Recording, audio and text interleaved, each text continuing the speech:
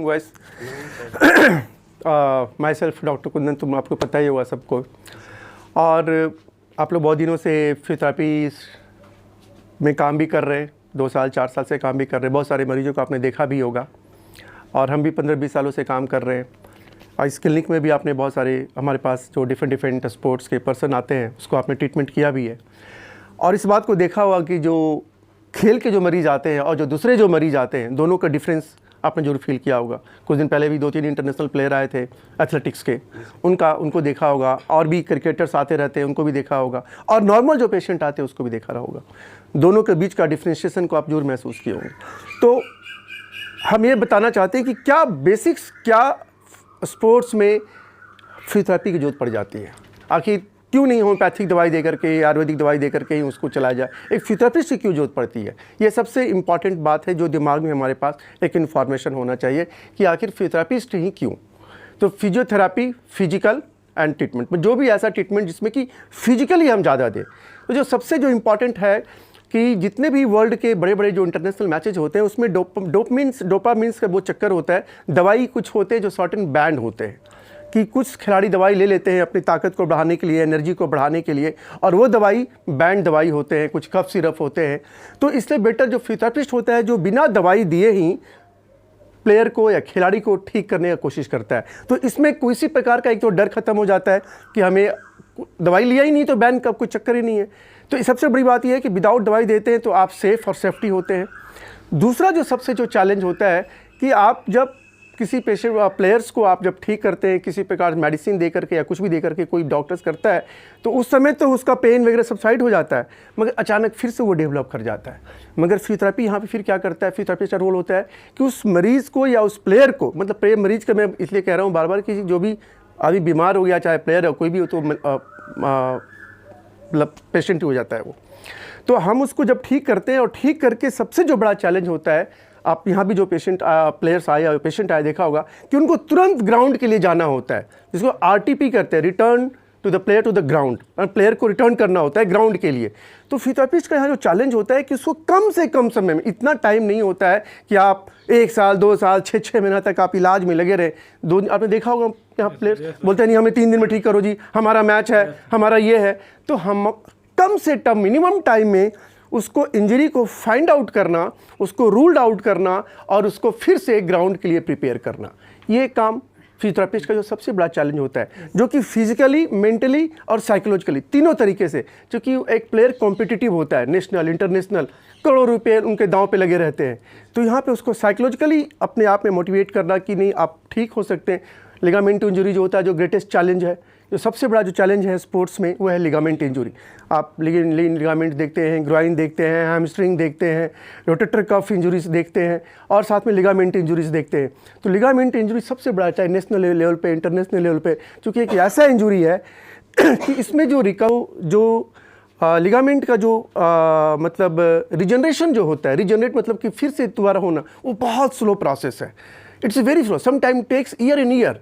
मगर जब आप यहाँ पे फिजियोथेरेपी, उसको इलेक्ट्रोथेरेपी ट्रीटमेंट देते हैं तो वो जो रिजनरेशन प्रोसेस है, मतलब जैसे कि हमारा नाखून कटता है, नाखून बढ़ जाता है, कैसे बढ़ता है, रीजनरेट होता है। बाल कटता है, बाल बढ़ता है, कैसे होता है, रीजनरेट होता है ना। हमारा मसल कट जाता है, बोन फ्रैक्चर हो जाता है, फिर कैसे होता है, रीजनरेशन के थ्रू होता है।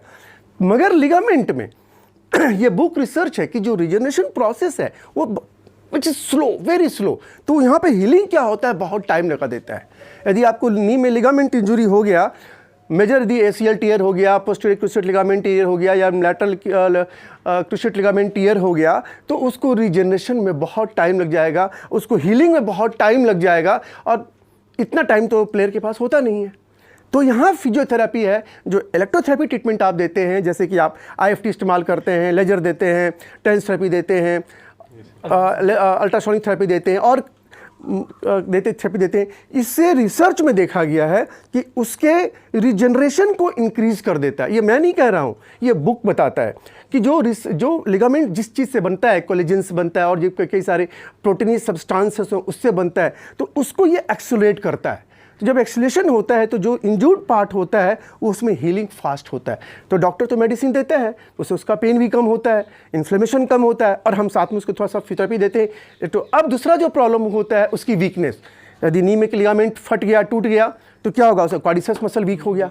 यदि उसके शोल्डर के लिगामेंट टीयर हो गए तो क्या होगा उसका, अभी कोई क्रिकेटर है, कोई बॉलर है, कोई बैट्समैन है जो शोल्डर का इस्तेमाल कर रहा है, या जिसका कोई मतलब रनर है वो पैर का इस्तेमाल, उसका लिगामेंट ही फट गया, तो जो मेन जो चैलेंज आएगा वो सर्जरी कराने की सर्जरी कर लेता है। तो दूसरा जो ग्रेटेस्ट चैलेंज क्या आता है, जो ग्रेटेस्ट चैलेंज आता है कि इसका मसल वीक हो जाता है। अब देखते होंगे कई पेशेंट देखा होगा आपने, जो ग्रेटेस्ट चैलेंज है कि ऑपरेशन के बाद या इंजरी के बाद मसल, अब मसल उसका जो वीक हो गया तो आप कितना भी दवाई दे दें, कितने भी एनाल्जेसिक्स दे दें, कितना भी इन्फ्लेमेशन दे दें, वो नहीं उसका पावर आ सकता है।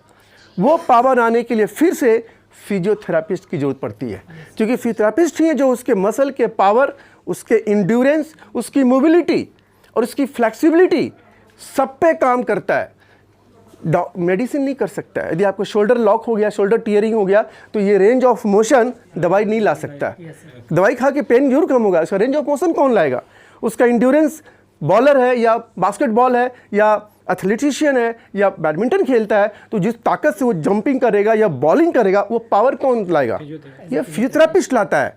तो यहाँ इट इज़ ए स्पोर्ट्स में ये सबसे ज़्यादा जरूरी है, क्योंकि दूसरा जो है कि जो भी स्पोर्ट्समैन है वो कॉम्पिटिटिव है, वो थोड़ा ऐसे बैडमिंटन खेलेगा क्या, ऐसे मारेगा क्या हल्का सा, वो पूरा ताकत लगाएगा। वो बॉलर है तो पूरा ताकत लगाएगा, बास्केटबॉल खेल रहा है तो पूरा ताकत मार लगाएगा, उतना ताकत है, मसल फिर से फट जाता है। यदि वो कमज़ोर रह गया तो मसल फट जाता है। तो यहाँ फिजियोथेरापिस्ट फिर से उसको असेसमेंट करता है, उसको असेसमेंट करके उसकी मसल की ग्रेडिंग करता है, लेवल 1 है, लेवल 2 है, लेवल 3 है, उसको पूरा अच्छे से फाइनलाइज करता है, उसका चार्ट बनाता है, उसको तैयारी करता है, और तैयारी करने के बाद उसके इंड्योरेंस और पावर पे काम करके उसको ग्राउंड पे वापस लाता है। तो फिजियोथेरापिस्ट इसलिए जरूरी है कि उसको दो प्रकार से किया, उसको हीलिंग में भी काम किया और फिर से उसको ग्राउंड में खेलने के लायक भी बनाया। अभी 2-4 जो पहले पेशेंट आए जो नेशनल इंटरनेशनल प्लेयर, तो क्या बोले, हमारा मैच है, हमको जल्दी ठीक करो। अब भैया उसको मैच को 1-1 करोड़ रुपया फीस मिल रहा है, वो मैच छोड़ेगा? वो मैच नहीं छोड़ेगा। और यदि उसी इंजूर्ड पार्ट से खेलेगा तो उसका परफॉर्मेंस नहीं आएगा।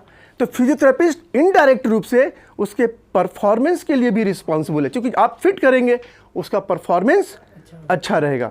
तो फिजियोथेरेपिस्ट एक प्लेयर के लिए, एक खिलाड़ी के लिए उसको इंजरी को ठीक करता है, उसको इंजरी को हील अप करने में हेल्प करता है, उसके इंड्योरेंस, पावर, मोबिलिटीज़ पे वर्क करता है, उसको साइकोलॉजिकली, उसके गाइडलाइन, उसकी डाइट, उसकी स्लीप, उसके डेली रूटीन्स सब पे काम करता है एक physiotherapist.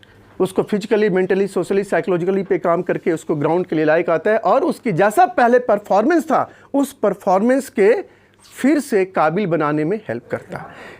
There so many other things are there, but short information, ये 2-3 छोटा इन्फॉर्मेशन है जो कि सबसे इंपॉर्टेंट इन्फॉर्मेशन है। तो ये बेसिक्स स्मॉल इन्फॉर्मेशन था जो आपके दिमाग में जाना चाहिए, और जो आप यहाँ पे ऑब्जर्व भी करते हैं। टेक्निक्स आप बहुत इस्तेमाल कर सकते हैं, जो भी टेक्निक्स आपके पास, नीडलिंग है, टेपिंग है, इलेक्ट्रोथेरेपी है, मसाज है, कपिंग मसाज है, हॉट थेरेपी है, आप कुछ भी according to the nature of injury के हिसाब से आप उसको डायग्नोस कर सकते हैं, असेसमेंट कर सकते हैं, और उसका फिर इम्प्लीमेंटेशन कर सकते हैं। Thank you. This is the our Nirmal Kaya physiotherapy rehabilitation centre, Patna, Bihar. Thanks. Follow up किया आप लोग, थोड़ा समझा आप लोगों ने, ये बेसिक इन्फॉर्मेशन।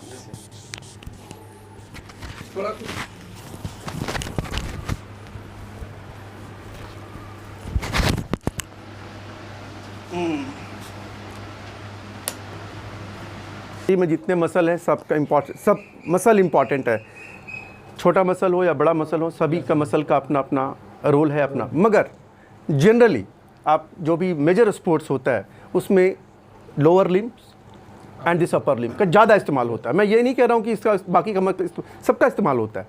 मेजर आप देखते हो, चाहे रनर हो, एथलेटिशियन हो, रनर हो, फुटबॉल प्लेयर हो, इसमें पैर मूवमेंट्स का पूरा इस्तेमाल होता है।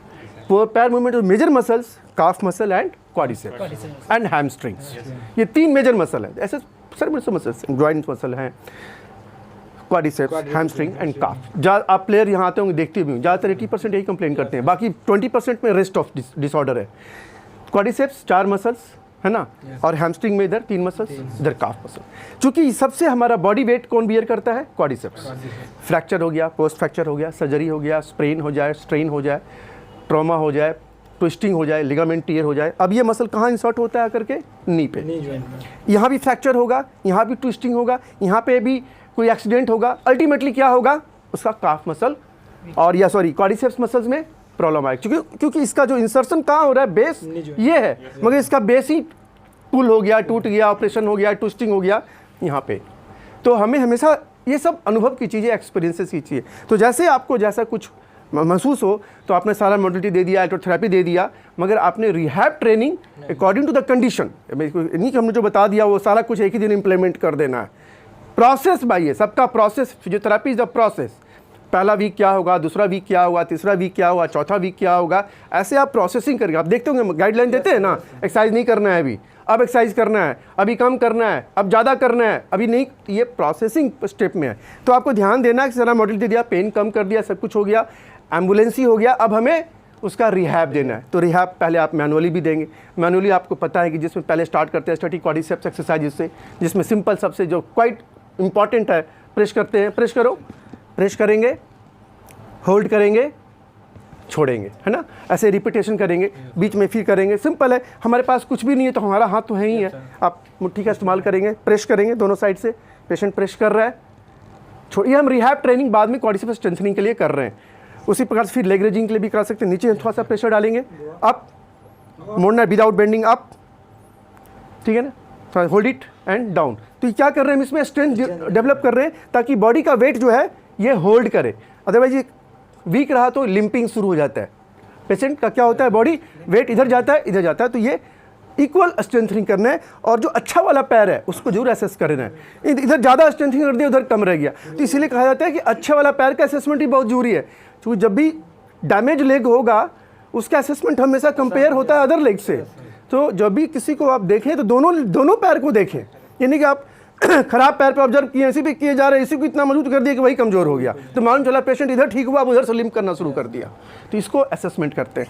देन आप एबडक्शन की ओर जाएंगे, एबडक्शन, देन एडक्शन जाएंगे, फिर बिठा के डिफरेंट प्रोसेस में उसको rehab, thera tube, thera bands, weight back trainings, ये सारा। यदि अपर लिंग में है तो भी आप मैनुअली दे करके आप रेसिस्टेड आउटसाइड से ही करेंगे। आपको बहुत कॉमन एक्सरसाइजेज हैं, बाहर कीजिए, ये देखिए हम अंदर कर रहे हैं, पेशेंट बाहर कर रहा है। इसको क्वाइट हम देखते होंगे, आप लोग गाइड बहुत किया है, बहुत यूज़ भी होता है इस एक्सरसाइजेस का। Deltoid weakness, biceps weakness, so many इसमें। देन पैसिव मूवमेंट का बहुत इस्तेमाल होता है, कोई भी नी बेंड होता है, देखते होंगे ये कितना इंपॉर्टेंट होता है। It's looking very simple but is not so simple, it's very very effective, depend upon the condition. ये तो नॉर्मल में यदि बंदा है तो कोई इतना फ़ायदा नहीं है, मगर जिसका पेशेंट में कॉन्ट्रेक्शन है, मोटोमा, ट्रोमा, स्टिफनेस, यार is very very. Start with the passive movement, any exercise start the passive movement, because ये रिलैक्सेशन भी देता है और रेंज ऑफ मोशन भी देता है, दोनों देता है ये। तो इट इज़ वेरी गुड, और इसका रिदम बराबर होना चाहिए, कि पहला मारे जोर से, फिर धीरे, इधर जोर, बड़ा अनकंफर्टेबल लगता है। सो एकदम स्मूथ होना चाहिए, and it comes all the practice.